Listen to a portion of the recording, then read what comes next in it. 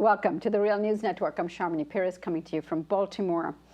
The Supreme Court prosecutor in Greece ordered Parliament of Greece this week to examine a number of complaints against the former finance minister, Yanis Varoufakis, for preparing to exit from the euro. Some of these charges amounted to treason.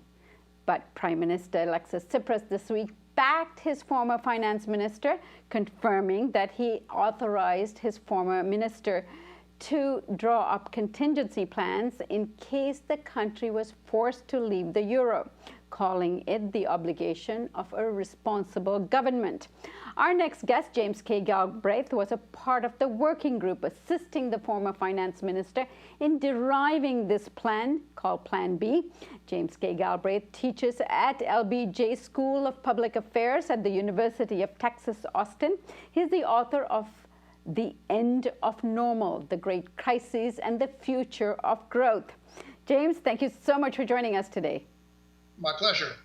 So, James, let's begin with what your role was in deriving Plan B. Well, I helped to do the background research and to assemble, experiences of other countries and other situations, including some of the experiences in the United States during the Depression, to basically to put together for the use of the Greek government, if you like, a list of problems and challenges that would have to be faced if Greece were forced against its will to exit the Eurozone. This was contingency planning. It was precautionary. And did it include a process to deal with printing the drachma and reviving the mint? Well, if you have to completely go over to a new banknote, you're going to have a considerable time lag before it becomes available. So we were concerned, for example, with how you handle the need for cash liquidity during that intervening period. That was a substantial challenge, for example. Okay, and could you expand on some of the intricacies of what Plan B looked like? That's a discussion, I think, for another time, but there were a great many things that you would worry about. Fundamentally, if you have to transition currency, you have a considerable cost of making that transition. The challenge is to how to protect the most vulnerable people in society from those costs, how to protect, for example, retirees, how to protect people who are in need of health care. And after that immediate transition is passed, there's a question of how you manage the new currency, how you, in particular, control foreign exchange transactions and the exchange rate. So let's get to the relationship with Europe and the Troika here. In this op-ed that Varoufakis penned in FT, he complains, and I quote, there is a hideous restriction of national sovereignty imposed by the Troika. Here he is complaining about being denied access to departments of his own ministries, which he says is pivotal in implementing innovative policies. So I guess the question is, who does collect the taxes, and who has access to the tax system and tax collection data in Greece? We were not engaged in anything that was internal to the operations of the finance ministry, but there are issues in which in the diktat that was imposed on Greece in July, for example, there are further inroads on the sovereignty of the Greek state, the imposition of requirements that major offices, including the statistical office, be taken basically out of the control of Greek governments and placed more or less directly in the hands of the creditor institutions. And that's problematic. The most problematic thing of all along that line is the requirement in the terms that were dictated to Greece that new proposals to the parliament not even be made by the government unless they've been previously approved by the creditors. So that is in some sense a blatant, a flagrant violation of the basic principle of the European Union, which is that it's built upon representative democracy. in that respect, and that's a very important respect, the parliament in Greece is no longer even remotely a sovereign entity.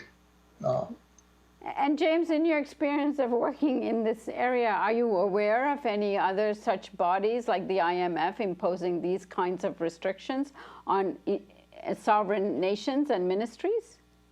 I don't think it's entirely unprecedented, but this is the most extreme case. It's certainly possible for governments yield parts of their authority all the time through the treaty mechanism.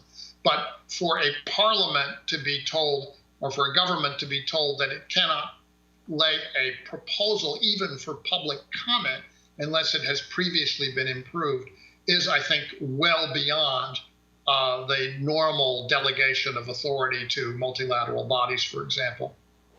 Okay, and in addition, one of the controversies surrounding this issue is whether Prime Minister Alexis Tsipras knew about your workings with Finance Minister Varoufakis. And so the question here is, did the Prime Minister actually initially instruct the Finance Minister to derive a plan B? And if so, when did he do it? And if you could shed some light also on, when he decided to draw back on this, that would be interesting. Well, I have no information in particular. We worked under the authority of the finance minister.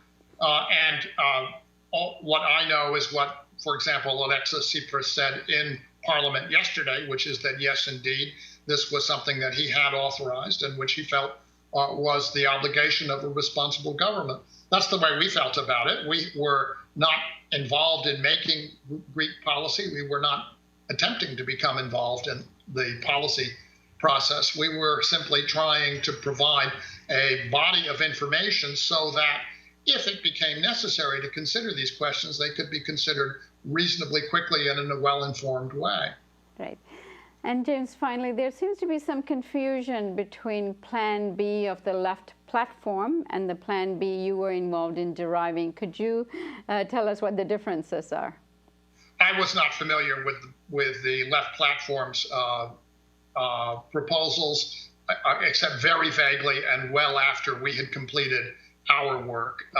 So I don't think there was a very close correspondence between what they had in mind and what we were suggesting. There may have been some overlap, but I couldn't comment on that in detail. And James, what's next? Are you going to continue to assist the government of Alexis Tsipras? My connection, of course, was with Yanis Varoufakis. I remain very respectful and admiring of the Greek government. What is next, I think, will be up very much to the creditors, who are in a state of disarray at the moment, with a very clear statement made yesterday by Christine Lagarde of the IMF that the IMF was not prepared to participate in the financing of the